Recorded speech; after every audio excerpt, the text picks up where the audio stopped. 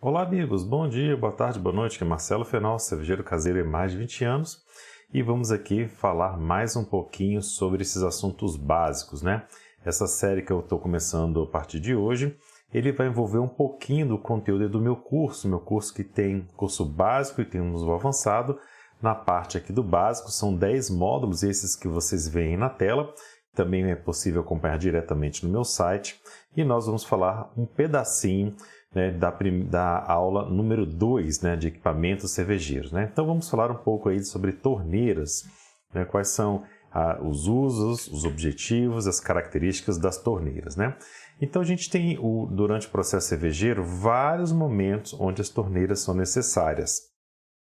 Por exemplo, durante a etapa quente, né, para fazer uma recirculação, seja manual, quando você coloca uma caneca, abre a torneira, retira uma quantidade ali de mosto e joga por cima da cama de grãos para fazer ali o processo de clarificação, seja um sistema automatizado, né, onde você tem ali uma bomba e você abre essa torneira vai despejar o líquido na bomba e vai retornar para dentro da panela. Quando a gente utiliza bomba, normalmente são necessárias duas torneiras.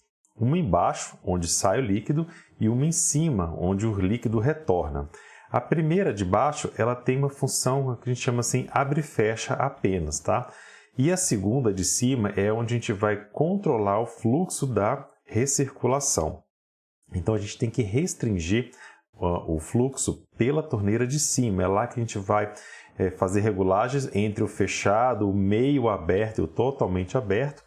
Dificilmente você vai deixar totalmente aberto, porque você quer controlar o fluxo, então você vai colocar ela ali numa posição mediana, né? Por que não fechar embaixo? Porque se você fechar embaixo, pode ocorrer um fenômeno chamado cavitação, onde a bomba vai começar a aspirar ar e ela não vai ter força para fazer o líquido retornar. Você pode até mesmo queimar sua bomba. Então, sempre que você fizer recirculação, o ideal é que você tenha duas torneiras, uma embaixo, uma em cima. Outro papel aí das torneiras é durante as trasfegas, né? Ela vai permitir você retirar o líquido e mandar de um lugar para o outro, né? Por exemplo, se você usa duas panelas, né? Tirar da braçagem, da panela de braçagem, de mostura e mandar para a panela de fervura, né? Se você está com ela lá na mostura e ferveu ali e vai mandar, por exemplo, para o fermentador. Se você está no fermentador e vai passar para um maturador, né? Você tem dois fermentadores e lá no teu fermentador também vai precisar de ter uma torneira e vai passar para um maturador para ela maturar, disponibilizando assim o fermentador para uma outra cerveja, né? Ou mesmo já no processo de envase, seja do fermentador, seja do maturador, direto para uma garrafa ou para o barril. Então são diversos aí os momentos que nós utilizamos torneiras, nós precisamos delas, né? Então, em relação ao diâmetro, vamos pensar primeiro na primeira etapa, tá? Na etapa quente, né? Essas torneiras metálicas que a gente utiliza na parte quente. Então, em relação ao diâmetro, as torneiras elas têm diversos tamanhos. A menorzinha ela é de 1/4 de polegada, né? A de 1/4 de polegada, embora ela servisse ao propósito de uma batelada de até 5 litros, eu não recomendo que você compre esse tipo de torneira, né? Essa que você vê aqui no vídeo, por exemplo, ó, desse diâmetro aqui, né, fininha, são de 1/4, né? Essa aqui também. Por quê? Porque como ela é muito fina, ali a espessura interna é menor do que uma caneta Bic, é muito fácil cair um grão e acabar entupindo essa torneira. Então ela sofre aí de entupimento de uma maneira muito fácil e você pode acabar tendo problemas, né? Então eu não indico de forma alguma que você compre de diâmetros de 1/4. Eu indico que você comece comprando sempre de meia polegada para cima. Então para uma batelada de 50, às vezes até 70 litros, meia polegada é o ideal. Se você tiver uma batelada muito grande, panelas muito grandes, talvez seja necessário que você compre até de um diâmetro maior, como de 3/4 de polegada ou até mesmo de 1 polegada, né? Para sistemas aí a partir de 50 litros até 500 litros, 1 polegada vai muito bem, tá? Então isso aqui é só em relação ao diâmetro, né?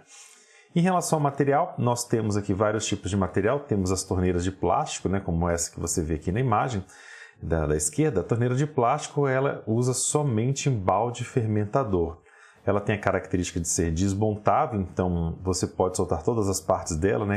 Esse vermelhinho aqui atrás é um coletor de sedimento.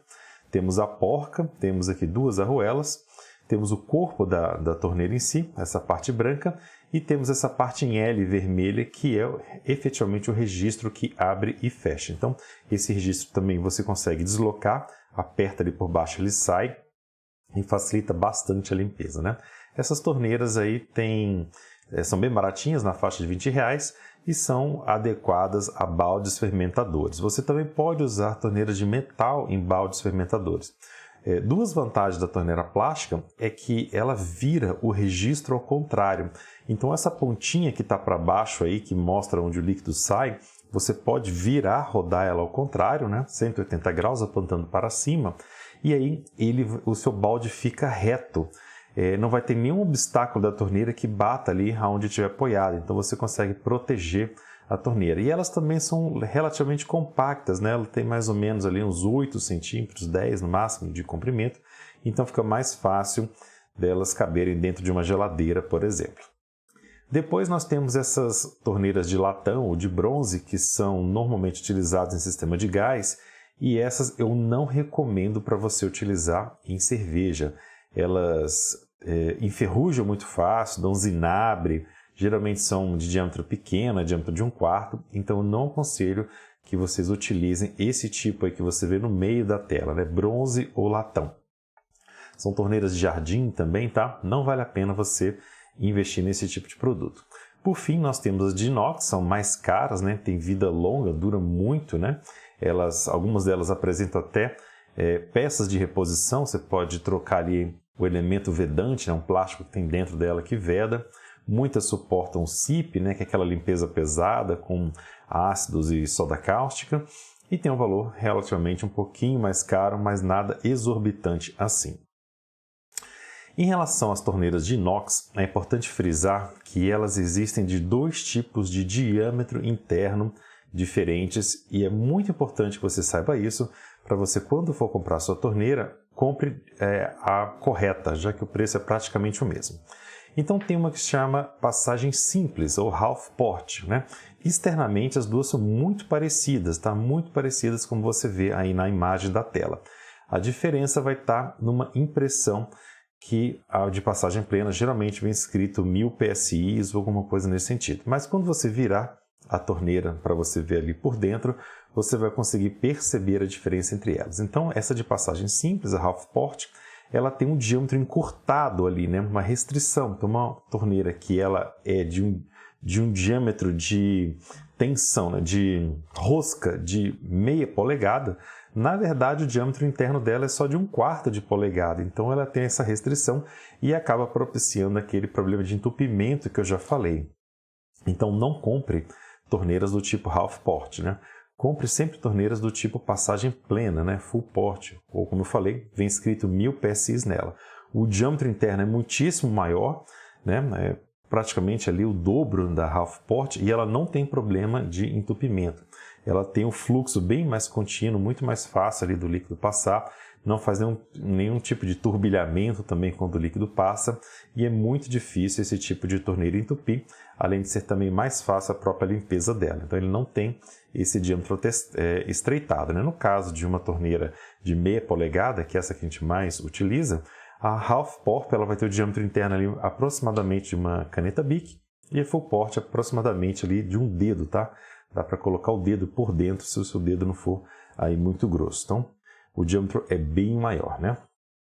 Em relação às formas de composição, nós temos basicamente 2 tipos de formas de composição dessas torneiras metálicas. A gente tem a chamada monobloco, que é uma torneira mais simples, né? Mais compacta. Ela é interessante porque ela é bem compacta, fácil de limpar também, não apresenta muitos problemas ali de entupimento, tem vida longa, e tendo a monobloco tanto de passagem simples quanto de passagem plena, tá? Então não importa o modelo da torneira, o tipo de estrutura dela, tem dela com e sem restrição, como a gente falou anteriormente, mas é uma torneira bastante simples, bastante tranquila, um pouquinho mais barata e bem prática de usar.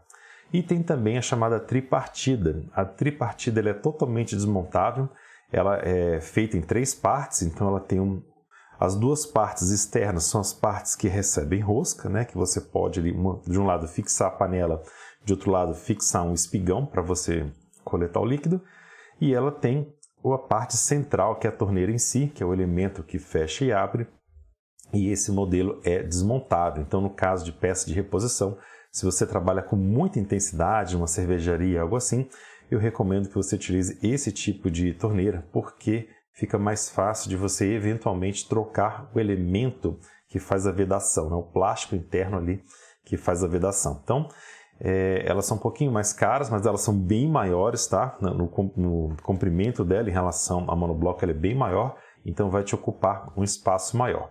Algumas delas também possuem uma pequena trava em cima, onde a alavanca de abrir e fechar, ela permanece travada se você não aperta o dedo. Então você precisa apertar o dedo para abrir ou apertar o dedo para fechar totalmente. Essa travinha serve para isso. Uma travinha de segurança que ajuda em algumas situações, ok? Ambas são muito boas, você pode comprar de acordo aí com a intensidade de uso que você quer, com a beleza, o custo ou o próprio tamanho aí do seu sistema, né? O que pode acontecer é o seguinte: no caso de você usar um fogão de casa, se você comprar uma dessas tripartida, ele pode ficar tão grande ali que pode ficar ruim de você colocar essa panela sobre o seu fogão, tá? Pelas dimensões dela, pode acabar batendo ali naqueles apoios que tem para a panela, ficar muito para fora, então pode não ser muito adequado fisicamente por conta do fogão. Se você usa um fogareiro externo ou um aquecimento elétrico, então ambas não vão te dar nenhum tipo de problema em relação ao tamanho dela. Você também vai precisar de alguns acessórios para complementar aí o uso da sua torneira, né? Então, da esquerda para a direita, o primeiro é o nipple. O nipple é um sistema que tem duas roscas e você vai precisar de um nipple para unir a sua torneira à sua panela, né? Por meio do nipple, você vai rosquear a sua torneira e lá na sua panela vai fazer um furo, passar por esse nipple e lá do lado de dentro vai ter uma porca para segurar esse nipple, né? Então ele é essencial para você fixar a sua torneira à panela. Depois a gente tem um espigão. O espigão ele vai ficar ali do lado oposto, né? Como você vê aqui na imagem aí da direita, embaixo da tela. E o espigão é por onde você vai conectar a sua mangueira e ali conecta, por exemplo, uma bomba, né? Para fazer uma recirculação, ou a mangueira que vai alimentar ali um fermentador, que vai jogar em outra panela por gravidade, ou que eventualmente você simplesmente deixa o espigão para colocar uma caneca embaixo para receber esse líquido e fazer a recirculação manual. Por que é importante ter o espigão mesmo que você não tenha mangueiras, né? Porque sem o espigão, quando você abre a torneira, o líquido que tem lá, ele pode se espalhar em várias direções e fazer muita sujeira. E uma vez que você coloca o espigão, ele centraliza e proporciona que o líquido vai cair numa direção única. Então, mesmo não utilizando mangueiras, é importante que você utilize um espigão na sua panela, ok? A arruela vai ser essencial para você fixar a sua torneira, na verdade o nipple, na sua panela. Você vai precisar de duas arruelas. Uma vai ficar do lado de dentro da panela, outra do lado de fora da panela, né? A que fica do lado de fora da panela, ela fica apoiada aí na rosca do nipple, ok? E aqui ficar do lado de dentro, né? Você vai passar a panela, vai ver ali a rosca em si, e aí você coloca a outra arruela para depois fazer uma compressão com a porca, né? Que é o nosso quarto elemento aí, a porca onde aparece. A porca você vai precisar basicamente só uma pelo lado de dentro para comprimir essas duas arruelas e conseguir aí prender a sua torneira na sua panela. Depois nós temos joelhos e luvas, né? Esses são acessórios. Um joelho, como você vê, é um elemento em 90 graus que serve para direcionar o fluxo. Então, às vezes, dependendo do seu sistema, você precisa de alguma coisa que te auxilie a direcionar para baixo. Você pode usar esse joelho assim, apontando para baixo, né, para o fluxo do líquido cair ali de uma maneira mais reta, para não cair como se fosse assim uma cachoeira, né, para cair exatamente para baixo, ou mesmo virado para cima, quando você quer fazer um sistema de recirculação. E aí você precisa que esse joelho te aponte o líquido para cima, para lá em cima você usar outro joelho e colocar de volta na panela, né? Então são sistemas aí que te ajudam a formar esse caminho das conexões. E a luva, ele é o contrário do nipple, né? Ele tem roscas dos dois lados e você pode usar luva às vezes em conexões do tipo T, né? Às vezes para um joelho, para fazer o acabamento do lado de dentro da panela, Coisas assim, por exemplo, você supõe que você tem aquele nipple lá dentro da panela, que tem aquela rosca, e você pode, por exemplo, fixar ali uma luva pelo lado de dentro, e essa luva vai num coletor de sedimentos, ali um fundo falso, alguma coisa assim, para fazer o teu sistema de filtragem, né? Então, é um acessório à parte que, dependendo do teu sistema, você pode estar usando. É bom que você conheça os nomes, porque quando você for numa loja para comprar esses produtos, você vai saber exatamente o que você precisa comprar. Para vedar, você pode usar basicamente aí 3 soluções, tá? 3 soluções e meia, vamos assim dizer. Eu vou explicar por quê. Então, no caso ali da junção entre a torneira e a panela, né, naquelas 2 arruelas, a solução mais comum que a gente utiliza são anéis ou juntas de silicone, como você vê essa daí da tela no canto superior esquerdo, né? É a forma mais simples, mais fácil. Nas torneiras plásticas também utilizam esse tipo de anel de silicone para fazer vedação, né? Então, uma vez que você coloca ali, apertou, fica o comprimido, ele vai impedir que o líquido saia, seja do balde, seja da sua panela. No caso de roscas, né? Quando você tem uma rosca, você está colocando um nipple numa torneira ou um espigão numa torneira, você vai precisar vedar essa rosca, né?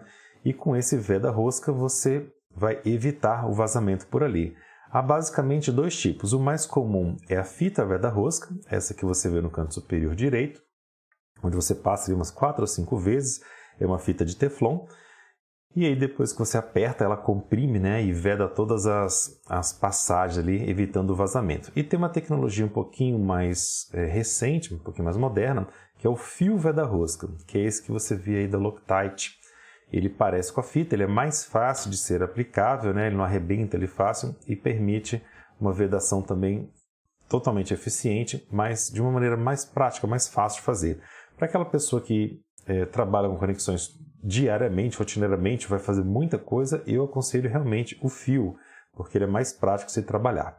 Uma última alternativa é o silicone. Então, ao invés de você usar um anel de vedação para uma conexão que vai ser fixa, que você não vai soltar mais, né? Por exemplo, a panela da torneira, você pode usar silicone. E o silicone tem várias vantagens, né? Ele vai ter ali uma duração muito boa, né? Ele não arrebenta fácil, ele permite você colocar numa área maior do que a própria aplicação do anel. Então ele fica realmente em toda a parte do metal. Quando ele é comprimido, então ele tem uma vedação muito boa e é uma solução também bastante barata. Não depende de você saber o diâmetro exato do anel, né? Nem comprar um anel errado. 2 recomendações para o silicone é que você compre silicone de alta temperatura e que ele não seja acético, né? Que ele seja do tipo atóxico, né? Próprio para alimentos, tá? Pesquisando aí na internet você vai encontrar. Então, não compre silicone, por exemplo, que usa em junta de automóvel. Aquele silicone é tóxico, ele não deve ser usado. E também não utilize esse silicone que a gente usa para colagem de vidro, de aquário tradicional, porque esse silicone ele solta muito fácil aí com alta temperatura, ok? Pessoal, se você gostou, deixa aí seu comentário, né? Eu respondo todos os comentários, dê seu like também, isso ajuda muito aí ao canal. E conheça o meu curso completo no site www.fabricarcerveja.com.br. Lá você vai ter acesso ao curso completo, né, que tem não só esse trecho dessa aula, mas todas as aulas que compõem o curso, tanto do curso básico quanto avançado. Espero você lá. Até a próxima. Um forte abraço.